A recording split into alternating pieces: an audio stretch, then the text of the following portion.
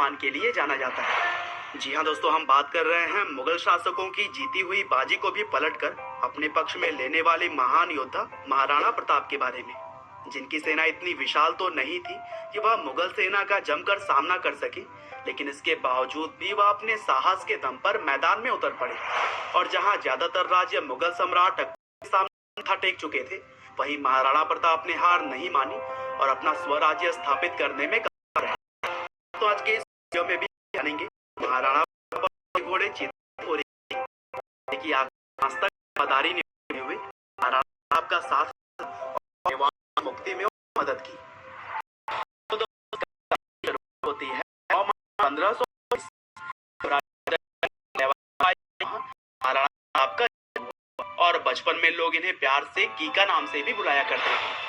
महाराणा प्रताप शुरू से ही बहादुर और होनहार थे और बचपन से ही उन्होंने युद्ध नीतियों के बारे में जानना शुरू कर दिया था, और इसी वजह से काफी कम उम्र में ही उन्होंने युद्ध नीतियों में महारत हासिल कर ली। साथ ही वह शुरू से ही यह ऐलान करते रहते थे किसी की गुलामी भी नहीं करेंगे। और दोस्तों, बताया जाता है उदय की लगभग 20 थी, बिल्कुल बेटे भी थे और महाराणा प्रताप थे।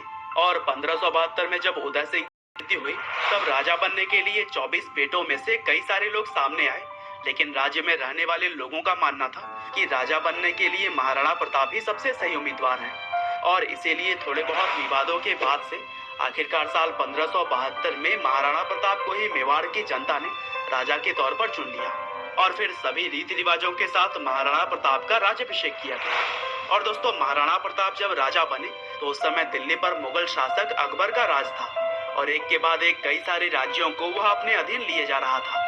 और फिर इसी कड़ी में अकबर ने महाराणा प्रताप के राज्य में भी अपने एक आदमी को भेजा और यह कहलवाया कि मेवाड़ को शांति से उनके अधीन कर दिया जाए। लेकिन इस पर महाराणा प्रताप ने जवाब दिया कि राजपूत योद्धा मौत स्वीकार कर सकता है, लेकिन गुलामी कभी भी बर्दाश्त नहीं कर सकता, क्योंकि यह राजपूतों के मान सम्मान के खिलाफ है। और फिर इस जवाब के बाद से 18 जून 1576 को हल्दी घाटी की टेढ़ी मेढ़ी पहाड़ियों में महाराणा प्रताप और अकबर के सैनिकों के बीच आसान युद्ध गया, जहां पर अकबर की सेना का नेतृत्व मान किया कि महाराणा प्रताप सेना का नेतृत्व मुस्लिम सरदार हाकिम खान सूरी ने किया था। और कहा जाता है कि महाराणा प्रताप की सेना में लगभग 3000 सैनिक थे, वहीं अकबर उनसे कई गुना ज्यादा सैनिकों के युद्ध के लिए।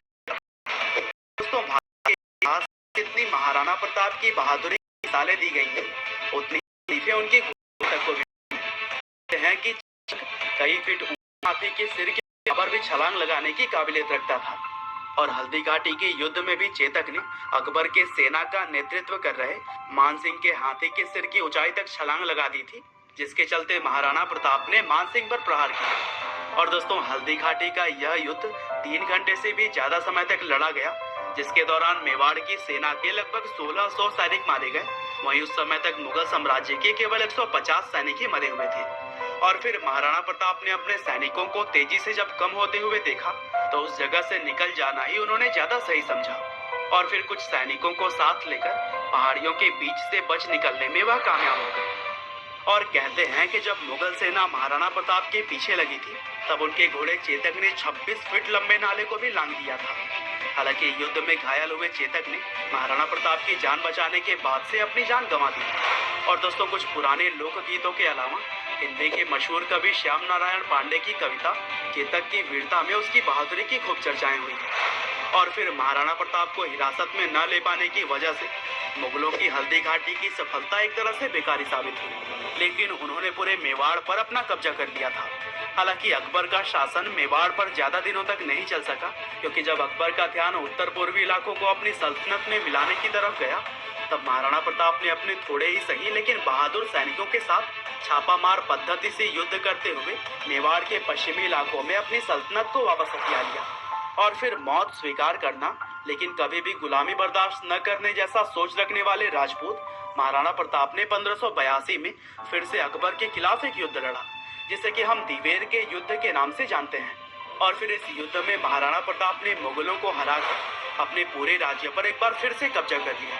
और फिर दिवेर के युद्ध के बाद से मुगल साम्राज्य का मनोबल बुरी तरह से टूट गया था, और इसी का फायदा उठाकर महाराणा की सेना ने आगे भी उनके कई राज्यों पर अपना झंडा फहरा दिया। और दोस्तों, अगर महाराणा प्रताप की पर्सनल लाइफ की बात करें तो उन्होंने 11 शादियां की, जिनसे कि उन्हें 17 बेटे भी हुए। और फिर आखिरकार सालों तक मेवाड़ की सेवा और सुरक्षा करने के बाद से 19 जनवरी 1597 को महान योद्धा महाराणा प्रताप ने इस दुनिया को अलविदा कहा। और फिर उनके मृत्यु के बाद से उनके बड़े बेटे अमर सिंह ने राज्यभार को संभाला। तो दोस्तों, यह थी कहानी मातृभूमि के रक्षक कहे जाने वाले राजपूताना शूरवीर महाराणा प्रताप। उम्मीद करते हैं कि आपको यह जरूर पसंद आई होगी।